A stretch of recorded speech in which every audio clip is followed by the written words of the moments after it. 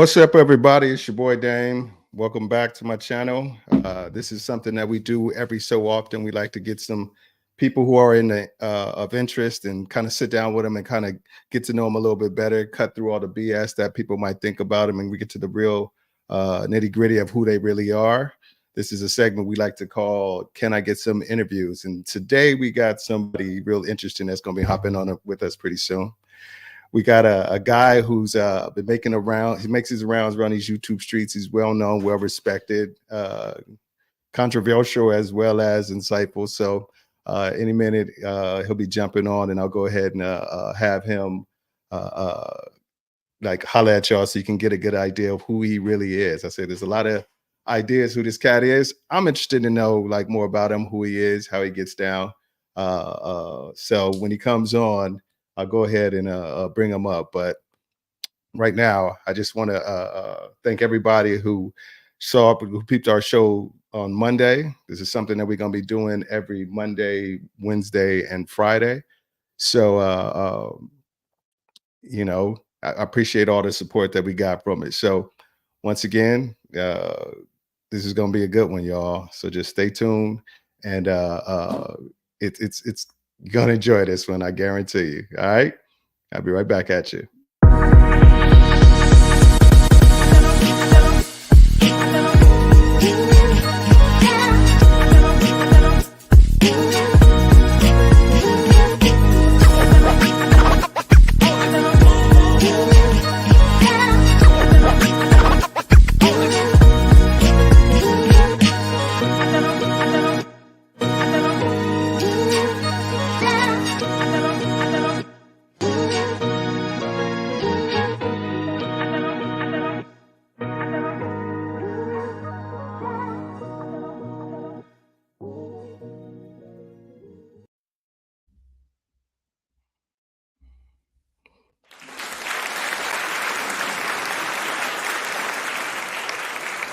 All right, everybody. It's the man you've been waiting for. He jumped on the show, and we're bring him up right now so we can all get to know him and get an idea who this cat really is. Everybody, I'd like to introduce a guy you hate to love and love to hate, Mr. Fatty of Team Fatty. How you doing today? How are you doing, Danny? I'm good, brother. Appreciate you taking the time to jump on with us. No booze, only love over here. I just Thank you for inviting me. I'm going to. How you been, brother? My charming side today. Not fighting nobody. Yeah, man. I just peeped your show, man. It was interesting. So I had a list of questions for you. Now I got to ask. You know, is eating booty really dangerous? That's the question that everybody wants to know. That seems to be everybody wants to know. Actually, it sounded like it was as dangerous as eating vagina or kissing somebody with something on there. Like you see what I'm saying? As long as the hygiene is there, you're not going to have a problem. But if you are doing it casually, don't kiss nobody. Don't do nothing with them. Like there's a lot of dirty motherfuckers around. Exactly. All right, brother. Well, I appreciate, like I said, I appreciate you coming on. Let's jump into it because there's a lot of misconceptions and speculation on who you are, how you get down, and what have you. And I want to be able to get from your point of view so people can get a better idea of like who you really are, you know, and what you're really about. Because I think people have an idea, but I want you to like set the record straight if necessary, or fix any misconceptions that you might have about you. All right. So just some things I think you've already put out there that everybody know. You were born in Portugal. You're Portuguese, correct? Yes, I'm Portuguese, first generation. Which part of Portugal were you born in? I live born and raised Portugal. Lisbon is the capital of the Portugal. Okay. Yes. All right. Being somebody of African descent living in Portugal, how was growing up in Portugal? Is there a huge Cape Verdean? Because I know you're Cape Verdean, correct? Yes. There's a when it comes to the population, not because probably 10%, 90% of people are white in Portugal. Like only the big cities have black people. They are just concentrated in like small corners of the town and all that. But it was like I knew I was black. People, that's the black kid. That like police officer treats you some kind of way. You go to a Chinese store and they follow you around. You go to a supermarket. The experience is just not as brutal as United States because I think the level of poverty never went there. We have a lot of social security nets that kind of let people have like a basic standard of life. We don't have gangs like identifiable Yeah, gangs going yeah, yeah. around, and there's no guns. So it de-escalates a lot of the problems that we have because again, no guns, no shootings, it usually fist fights and all that. But yes, I understood exactly that I was the same way I go to the United States and I know there's a white person and I'm a black person and I know what it comes with it. In Portugal is exactly the same thing.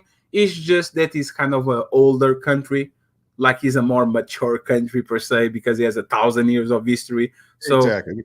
the There's like tensions, the racial tensions. 200 years in America. Yeah. Yeah, I hear you. All right. So tell me about like your home life growing up, family, mom, dad, siblings, and things like that. I think you kind of spoke on this, but for the people who Mhm. don't know, how how was your family? What was your family situation? So my mom was a cleaning lady and my dad was a construction worker, right? They migrated to Portugal. My father was on the military, Portuguese military, because all the colonies, if you were born in Cape Verde, Angola, where Flora is, if you're born in Mozambique, you had a Portuguese passport and you were a part of the Portuguese military. So we came to Portugal. They meet, have three kids, my older sister that passed away, me and my younger brother, 10 years younger than me. But basically, I am proud to say that my parents actually made sure that I never struggled for nothing. I didn't have the luxuries, right? But cooking, cleaning, clean clothes, food to eat, books on the bag, places to go. They're always supportive on the let me not miss something that is going to help you grow up. They were the tough love type of parents, the dutiful, the typical African. I'm not kissing you. I'm not hugging you. You're lucky that you have food on the table and go The ahead roof and is my love. The roof over your head is my yes, love. yes. The actually funny enough, and I say this a lot of times, the last show of pure love that I remember from my parents was when I was like 4 or 5 years old, and after the shower or the bed, my dad used to put me on a towel, and he would do the rocking cradle or whatever that is. Yeah, yeah, yeah. That's the last time that I remember like something like that. And now it's the opposite. Every time I see him, I do, "Oh, you come here, daddy," and he becomes Get away like, from me, boy. because yeah, He's old school now. yeah. Like you mentioned that you lost your sister, and I've heard you say that a Mhm. few times. How did like the loss of your sister affect your family and affect you personally? So my parents, my mom is scared to death because one thing that happens is my mom literally goes out of her way to my house because they live very close to knock on my door to see if I'm breathing. No matter if I tell her, "Hey, I went to sleep at 1 p.m. I know you're going to pass by here to leave like some juice or something." I like moms are. Please don't knock Mhm. on my door. She does that every single day. And if she can, she calls me because again, she kind of like my mom absolutely got traumatized by it because what happened was my mom used to wake up at 4 a.m. and my dad used to wake up at like 6 and they will leave the house before we wake up. And my sister was 13, I was 6. So my sister took care of me, right? My parents leave the kid like everything on the table. And it was on the era where kids just go outside, go to school on foot. It's not like my school is like 3 minutes from my house. And yeah, they left the house. I wake up and she didn't, and I Oh, was man. I was look I was panicking. But that's the thing. I don't know how that actually traumatized me. I have no idea. Uh, I have no idea because I was so young that I think my brain I couldn't understand what the hell was going on. So Yeah. I don't remember the difference between before me and after me. And the way that I treat my younger brother because my older sister passed away before he was born. I don't remember the difference between one and the other because I was so young that I think my brain didn't register that well. Gotcha. Because the loss of one was replaced with Yes, the coming yes. of a new one. So in your mind, you Yeah. got one sibling. Gotcha. What Gotcha. actually I remember, and like this is the African families, is there like a custom where the cousins, the aunties and all that came to your house to cry? And that is the part that actually I Mm. remember, that the leave me alone. And every time like a family member comes inside of the house, everybody's crying again, and then there's a bunch of noise. That's the part that I think actually resonates with me now, because if I ever go to a grieving moment or something like that, I want people to leave me alone. Yeah. 100%. Don't call me. Don't annoy me. Don't. I know it's for good, but don't check on me. Let me resolve whatever I have going on. I know we're talking 1 month, 3 weeks, whatever. But there's the part, the annoyance that I was feeling by not being able to sleep, not understanding what's going on, seeing everybody crying and shit. It was something that it was still kind of in my head. But hey, man, that's life. Yeah. Yeah. I hear you, brother. So, as a kid, what did you see yourself becoming? What did you want to do with yourself? Because Fatty's that's your name. Your name's like, is your name like Raphael? Yeah, Claudio Rafael. Claudio Yes. Raphael. Okay. What did young Claudio want to do when he with himself when he was running around the streets of Lisbon I when he wanted to grew play up? soccer. I wanted to be a soccer player, like every kid in Lisbon. You want to I was play? going to say. Yes, you want to play soccer. And the part was, I wasn't in shape to play soccer when I was young, so I was riding the bench. The ball was super hard, so I didn't have the strength to kick the ball. Then everybody had the best like cleats, and I had like one with the worst cleats probably on my team, so I didn't have the love for it, right? Mhm. But then when I transitioned to basketball and I got in shape, because my coach was very aggressive, and I got a growth spurt from like 5'6" to 6'1" or something like that. Now is when I actually started enjoying basketball and all that. But I was never somebody that knew what I wanted to do. I always wanted to get free. And when I say get free of responsibilities, get free on a 9 to 5, get free of having to be this place every single week at this time.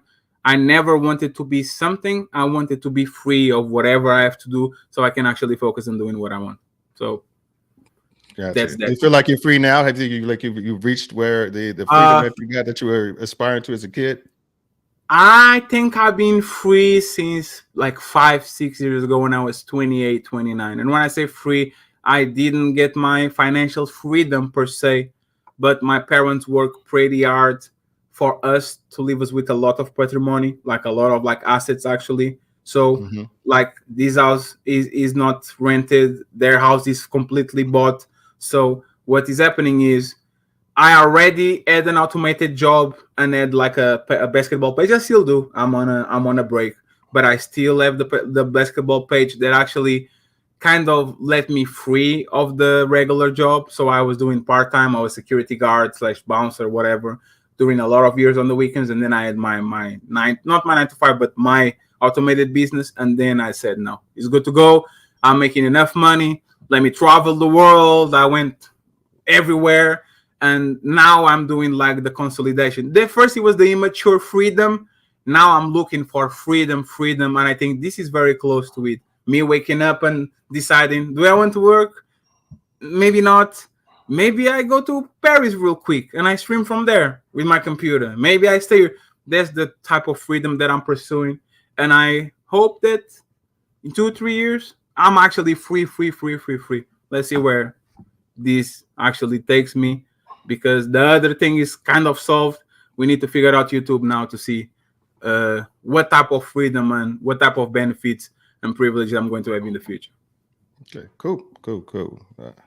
So, like most people, the first time I came across you was on Fight Club. Was that your first foray into this Black manosphere YouTube streets? So no, uh, I was going to whether Will Nakuzi was a channel that I was going, but there was more Samoans, like people like that. I was going to Donna Really Avenue. I was walking around like the manosphere, not the Black manosphere. I know about Kevin Samuels. I then my first touch with this group was when Kevin Samuels came to Lapif, and I kind of, oh, this is interesting, like the panel type of thing. It was my first experience with that. And then I met Brittany on Donald Ridley Avenue, and she said, "Hey, you need to come by. I have a page. It's Fight Club. It's called Fight Club. I think the way that you like, you are going to enjoy it." I went there, didn't like it at all, because I'm kind of more of a polite, like, let me wait my turn and all that. And I said, "Nah, I'll never come in again, Brittany. I think I can do it because everybody's screaming at everybody." And then I understood, oh, you have to steal the microphone from people. I get it now. And then I think is when the monster fatty actually was born. Was when I that's when kind of Team understood the Fatty rules of the came yes, around. yes, yes. Like one of the things that I've noticed, and I think a lot of people commented, is on your challenge, you kind of switch between both this kind of in your face and this self-deprecating type debate style. Is that something that is your part of your normal personality, or something that you kind of just develop to be on these spaces? I was talking with OG the other day. If you can't laugh about yourself, you don't have the right to laugh about other people. And I do this a lot of times. Is I have a little bit of foresight to understand what are my weak points and where people are going to attack me. So I 8 Mile myself. Like on the last battle between Eminem and the other guy, he says, "Yes, I'm from the trailer parks and I have my friend who shoot himself." Da, da, da. After that, you have nothing to tell. Like, you got to call me fatty. Yep, I'm fat. Now what? Right? So is preemptive. I understand what's coming, especially if the page, like my YouTube page, gets bigger and bigger and bigger. So I kind of understand that me doing that type of self-deprecating comedy, or looking at me like on a more don't take myself seriously, is going to, for one side, is not going to garner the respect that I should have if I was a little bit more serious, which is then there's a conversation that we can have later. But it's just a defense mechanism and a part of the WWE character that I end up creating, because with all the respect, a lot of people like Angry Man, like there's a lot of people that have kind of a WWE character. I think I created that too, because the most popular people on this space, in my opinion, are the ones that have an alter ego. They are not, it's not the Damien, is can I get some? You see what I'm saying? It's more like Sure, I hear you. I hear you. So is that why you feel like your channel kind of resonates with the amount of people it is? Because you've had a pretty, I'd say, meteoric kind of rise from in a relatively short period of time. You went from, like, just kind of being a regular panelist on people's panel to look at you. You like got a huge following. People always clamor. You can always guarantee a certain amount of consistent viewers on your show. Is that what you feel like resonates with the people that you engage with? I think I'm a very competent person. I think that's the first one. I know what I'm doing. That since the first day, that's why Angry Man used to be so mad at me, because I'm calculative about it. Like the fatty files, the catching people of contradictions. I know what I'm doing. And I think people resonate with me because I'm supposed to be the underdog. A fat fuck from Portugal, barely knows to talk the language, confuses in with on all the time. I'm supposed to be the punching bag. And on the first show of Fight Club, that's what they were trying to turn me into. The punching bag. Look at this fat motherfucker. Let's go. And sorry for the cursing. Let's go and you see what I'm saying? And I wasn't. And it's easy to root for somebody that is the underdog. If I was in shape, I had a mansion in Miami, and I was looking like I looking before and dressing suits and all that, I think I couldn't get away with a lot of things that I did on this place. So for one part, hey man, maybe I don't get a number like the number of women that I would get, or like be charming for a lot of people, or looking at me like a role model when it comes to the looks part, the way he presents himself, the way he dresses.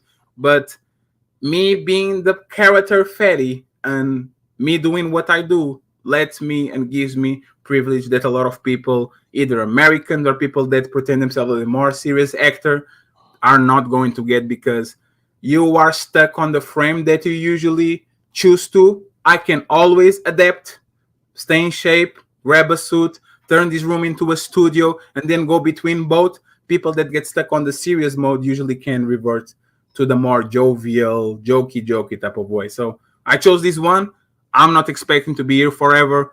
I want to make sure that I'm versatile and I can do both. Can do the series that we're talking about here, or I'm going on Will show and then go on my show and talk about eating ass and we laughing the whole show, and that's just hilarious. So I want to do both.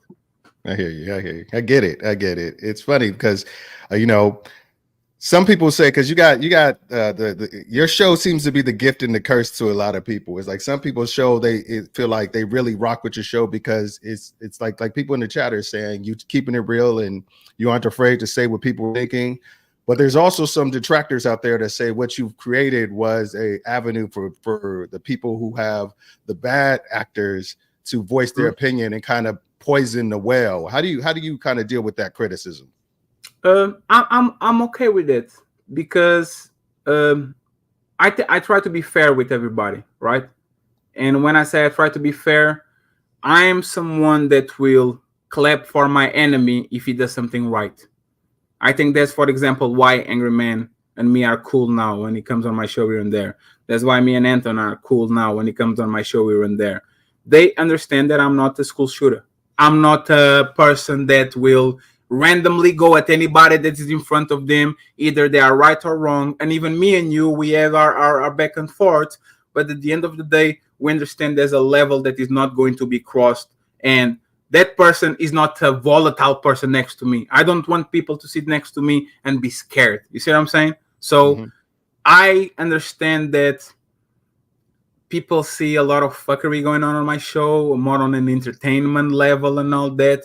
But at the end of the day, I try to point my rat to people that actually deserve it when they do something that they shouldn't do.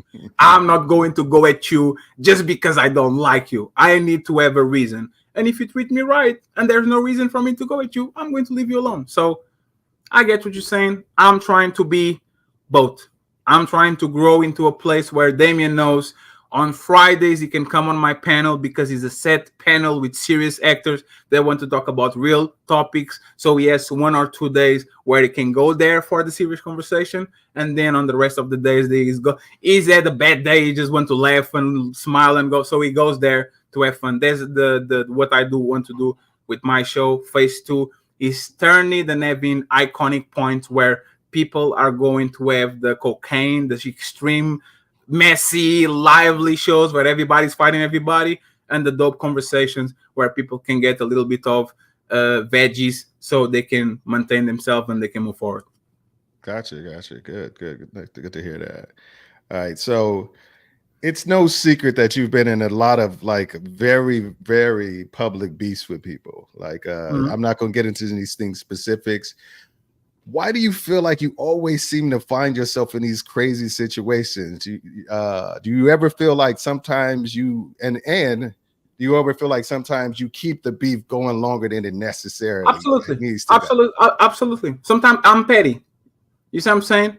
And I'm learning to not over pursue sometimes.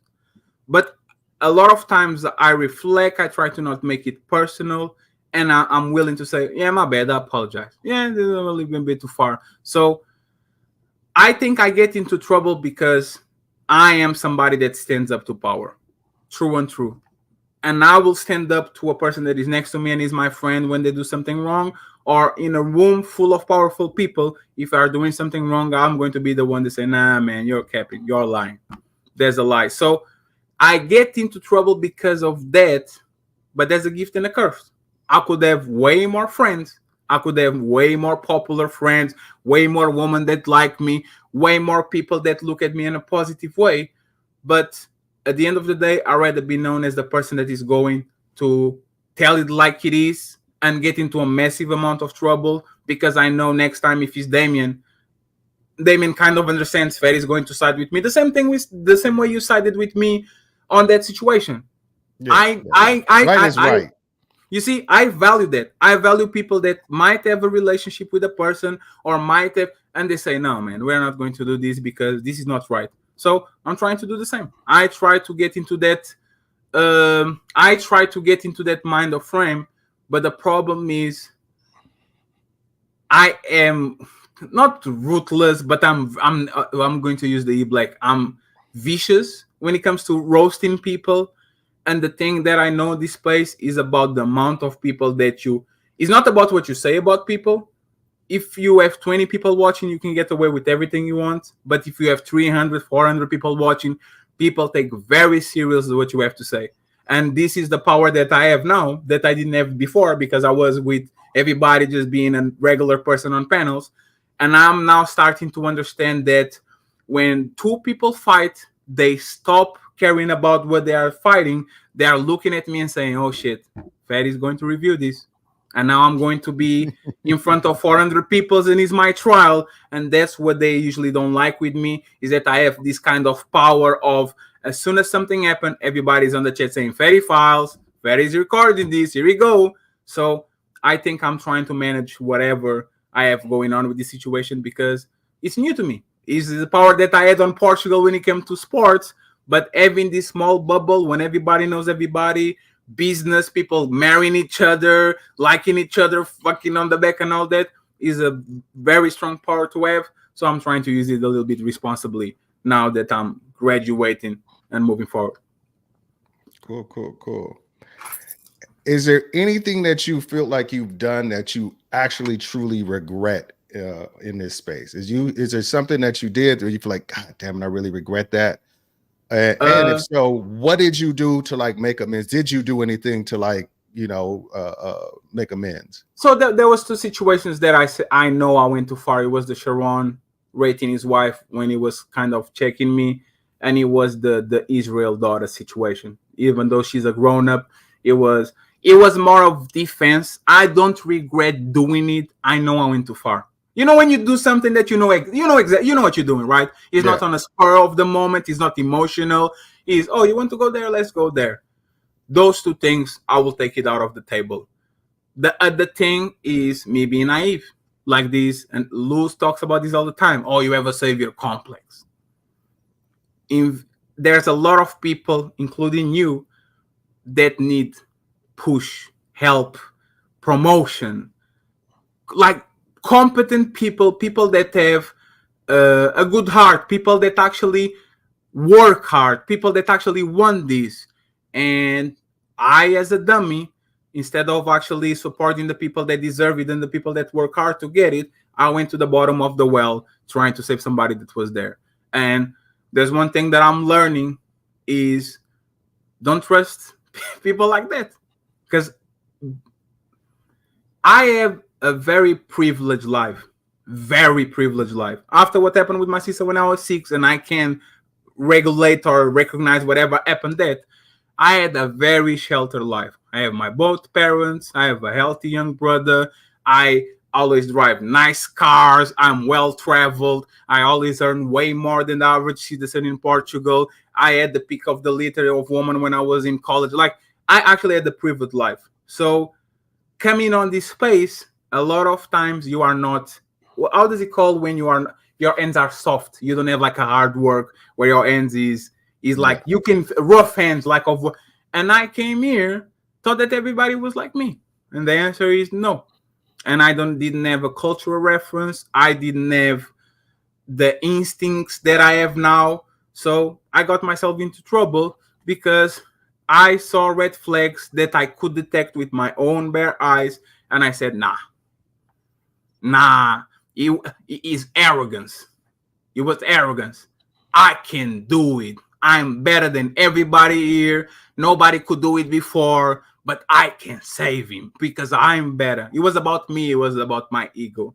It was not about the person. It's about me trying to prove to myself that I can restore, reclaim somebody that was on the bottom of the well. And that was the biggest mistake that I did, being extremely arrogant to the point that I could take the horse to water and make it drink it. I absolutely couldn't. I can do whatever I want. I can be as arrogant as I want. People are going to do whatever they're going to do, and I need to reflect about that, not being as arrogant to the point where I think I can change people that don't want to be changed.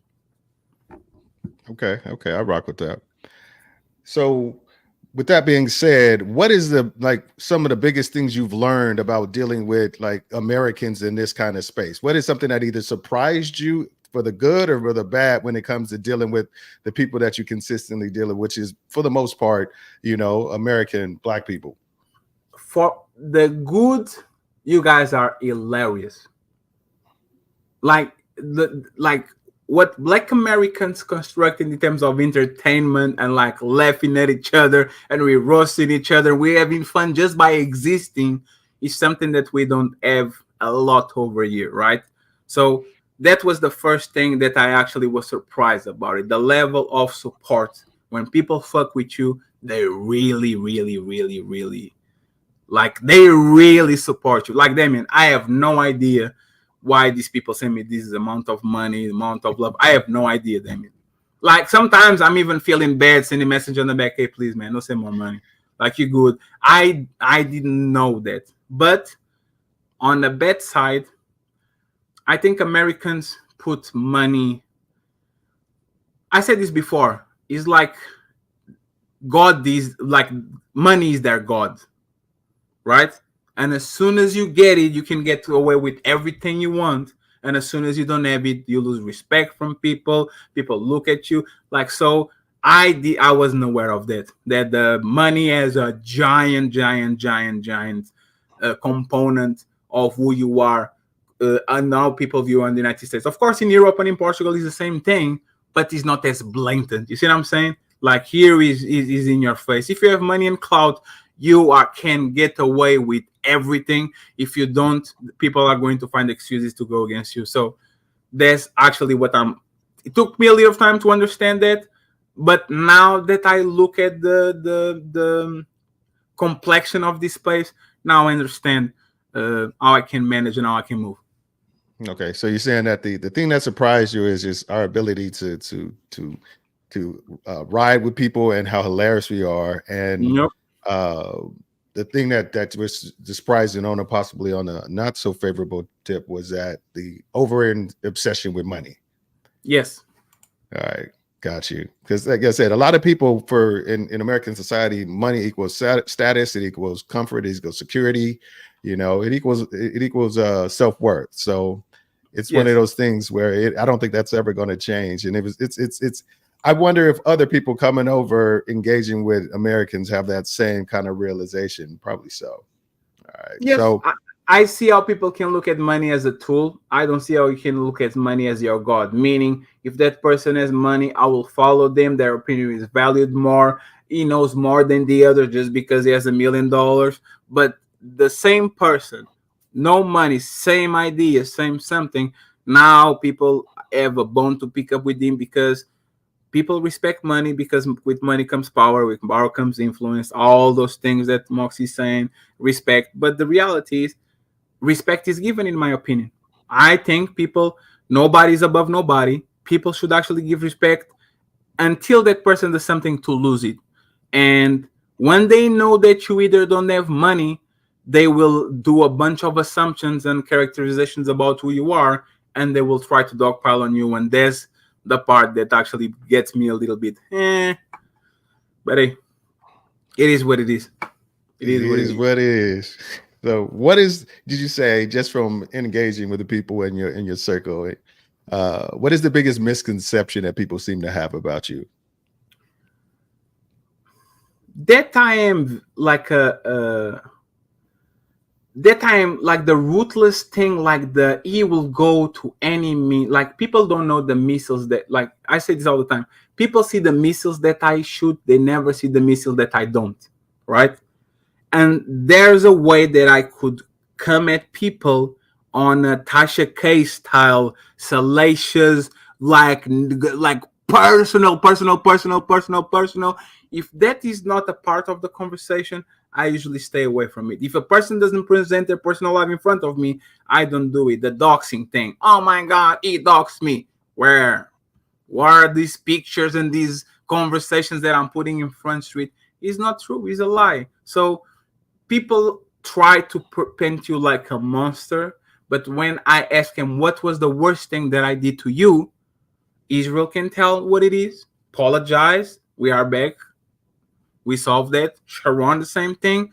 Those are the worst things that I did here. And compare with the monsters that we have on this place, I am nothing like them. With all the respect, I know a lot of people want to put the same type of monsters on the same type of bag. And this is Anton Daniels' space. So I saw Anton Daniels and I look at him and he was always fascinating with me like, damn, why can't he get away with that shit? Why can't he get away? I want that. I want to do that and get away with it. So it was always like a case study for me to understand how people move on this space. I don't think for much entertainment I do, like kind of mocking people here and there. I think for most part, I don't step the red line. I stay in bounds. I am how do they say, a line stepper, right? Habitual.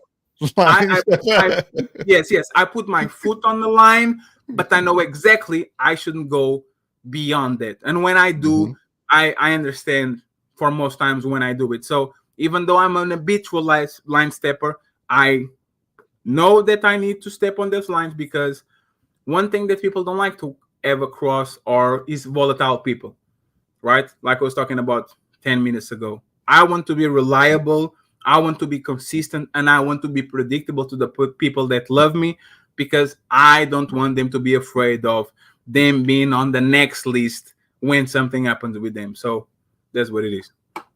Cool. What is the biggest thing you've learned about yourself doing this show? You said what you learned about, dealing with Americans in the bases, like they can be funny and they can be they can ride with you, and they can be sometimes overly obsessed with money, like we said earlier. Yes. What is something that was surprising that you learned about yourself in this space that you're like, damn, I didn't even know that about me?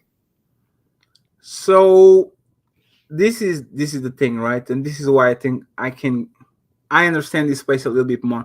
I used to, for 10 years, I ran the biggest basketball page in Portugal, right?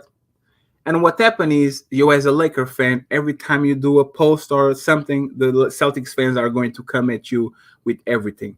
So that experience made me become a little bit resilient, because before I used to go there and I was to fight them for all day and lose the whole day, because I would be on the comment sections defending myself and all that. But time after time after time after time, I was like, I don't care if people like me, right? What I learned about this is, actually, I do care about if people like me or not. I don't want to disappoint my supporters. I don't want to make them feel embarrassed about supporting me. And I want to make them proud. Absolutely. Every time people send me money, every time people rock the Untouchables, every time somebody send me a message on the back, checking on me, have a conversation, all that, I cherish that. And I was one of I don't give a fuck type of attitude. I can do that all by myself and all that. But in reality, I have some type of duty when it comes to these people. So I might be the most free person of the bunch. I don't have a dog, right? I don't have a cat. I don't have a wife. I don't have no kids. I can be here, do my show, go to sleep, go. So I enjoy the freedom, but I learned too that I enjoy the bonds that I have with these people, because a lot of times I can make a ton of money doing shows, but the moments that make me proud, for example, is when I go outside, everybody's rocking the Untouchable sign and the purple and all that, and I see people laughing on the chat. People actually are excited to see me there. They miss me. They are tagging my name. Oh my God, Ferry's going to review these Ferry files. I wish Ferry was here. So I developed some sense of duty and responsibility towards these people. So I enjoyed it. I didn't know I enjoyed it. I thought it was a massive burden. But people setting goals for me, rooting for me, and I showing them that I'm growing, showing the accomplishment, all the things, actually make me think that maybe I don't understand myself the way I thought I understood before. So that will be, I think, the biggest thing, is that responsibility is also, responsibility a lot of times is good. Freedom is good, let them not say that is not, but there needs to be a level of responsibility when it comes to your life, so you don't become just a boat just going on the wind and the waves and going everywhere and not being actually tied in some place. So maybe that. maybe that. If this all ended tomorrow, what would you like people to think, to say about you and your time on YouTube? If this all ended tomorrow and there's like no more Fatty, how would you want to be remembered on these streets? Somebody that make my life a little bit easier. That's my goal every day. I'm not a guru. I'm not a coach. I'm not a ladies' man. I'm not the richest guy around. I don't have the best body. I don't know the most financial advices. I'm someone that has the goal to make your life a little bit easier. Life sucks. Life is hard as fuck. Everybody knows that. Life, no matter how spoiled you are, dying is easy. Living is the difficult part. So I would like to be remembered as a person that, hey man, remember when Ferry used to be live and we all joking and cracking up on the chat, having a good time, and when Ferry was dying laughing and he made me laugh too, and everybody was laughing. I want to be remembered as that. Somebody that made me my life a little bit easier. Because life is hard. So no grandiose, no I want all you guys to go to Harvard and to have a Ferrari and all that. Somebody that actually made my life easier. That's the only thing I want people to remember me for. So what's next for Team Fatty? I don't know.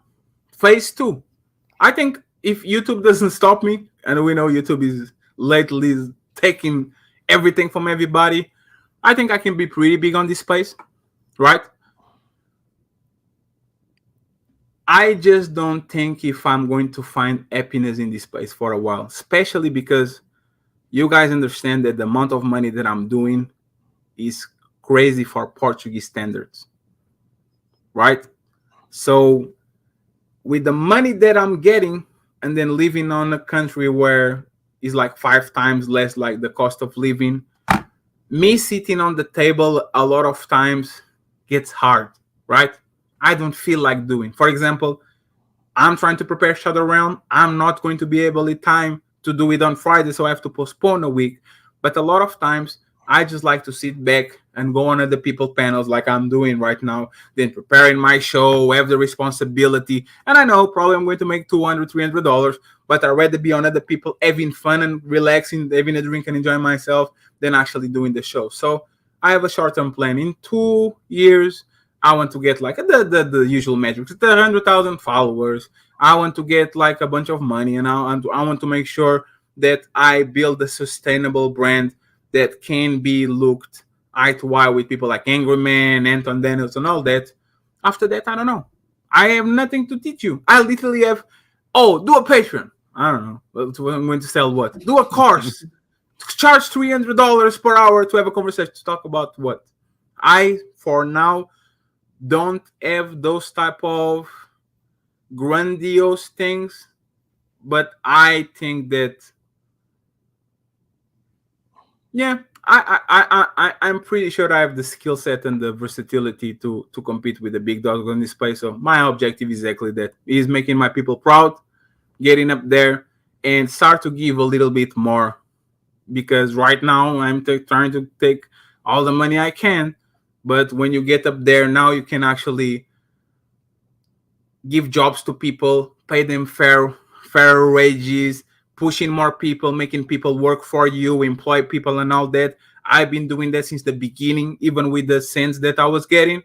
But it will be awesome if I could get 20,000, 25,000, and take like 10,000 of them and employ people, make people do content, have like a network of sub channels below me that I can push. That will be awesome, because that will make sure that I'm repaying back to the Americans that supported me. Because I'm still not American. I'm a Tatar from Portugal. You guys are treating me very well. So it will be great to actually have a chance to pay back and to inject on your economy a lot of money that you guys are sending my way. I think it will be my goal. Wow. Well, that was it. I appreciate you coming on and being real upfront, and I appreciate your candor. I think a lot of people probably learned a lot. They probably had some ideas of who you are. Maybe it just confirmed what they thought about you, and maybe it changed their opinion of you, what have you. But I can honestly say that I understand now what people say, no matter what, Team Team Fatty. Fatty. That's a real nigga. I said it. Thanks Damon, for coming on. Appreciate it. I really appreciate appreciate you. you. And then let's do a part 2 messy version.